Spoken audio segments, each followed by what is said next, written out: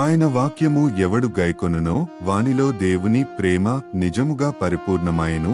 ఆయనయందు నిలిచియున్నవాడనని చెప్పుకొనువాడు ఆయన ఏలాగు నడుచుకొనెనో అలాగే తానును నడుచుకొన బద్ధుడైనాడు.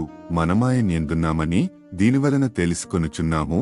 యోహాను వ్రాసిన మొదటి పత్రిక 2వ అధ్యాయము వచనములు 5 మరియు 6.